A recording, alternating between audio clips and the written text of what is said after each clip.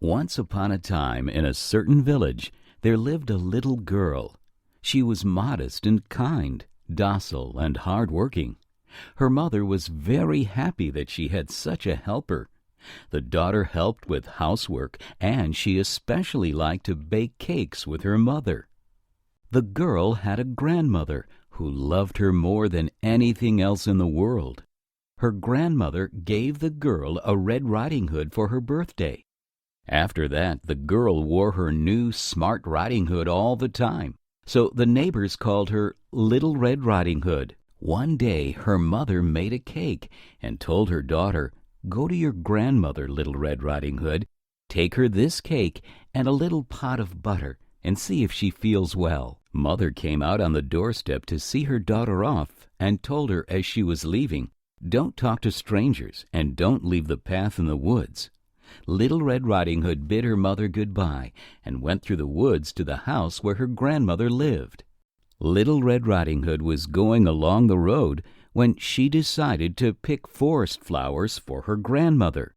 She left the path, entered into the wild woods, and started picking flowers. While Little Red Riding Hood was picking flowers, she didn't notice that she was going deeper and deeper into the woods. A wolf that lived in a hut deep in the woods had just woken up because he heard a noise. The wolf then decided to check who was walking around his house. The wolf ran out of the house and hurried towards Little Red Riding Hood. He greeted her and asked where she was heading. Little Red Riding Hood told the wolf that she was going to visit her grandmother to give her a cake and a little pot of butter. The wolf was very hungry, so he decided to eat the girl and her grandmother.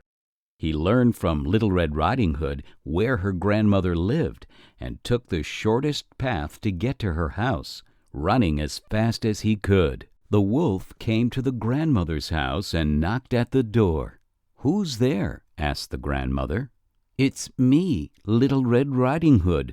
I brought you a cake and a little pot of butter," replied the wolf in a thin voice.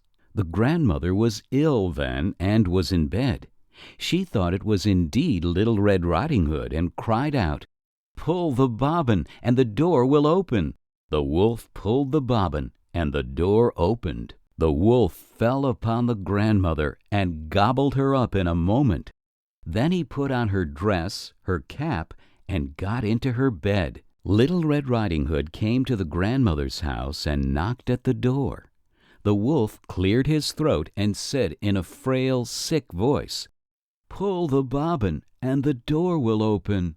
The girl entered the house, sat by the wolf, and wondered, "Grandmother, what big ears you have." "All the better to hear you with," replied the wolf.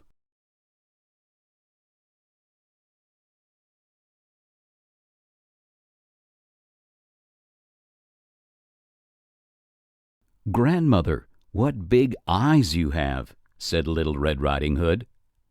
"All the better to see you with," replied the wolf. "Grandmother, what big hands you have," said Little Red Riding Hood. "All the better to hug you with," replied the wolf. "Grandmother, what big teeth you have," exclaimed Little Red Riding Hood. "All the better to eat you with," said the wolf.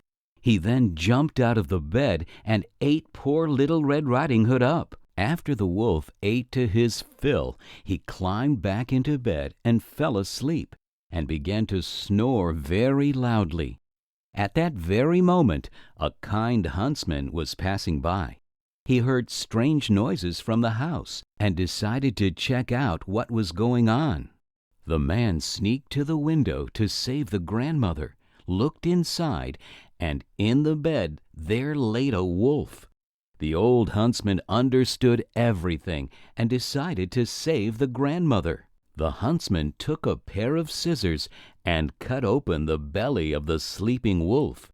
Little Red Riding Hood and her grandmother got out of it, both safe and sound. Little Red Riding Hood saw the wolf with his belly cut open, and she felt sorry for him. Together with the kind huntsman, they took the wolf to the forest hospital. There the wolf's belly was sewn back together, and he started to get better. When the wolf got well, he returned home. He never hurt anyone since then. Animals were not afraid of him, and kids visited the wolf to play and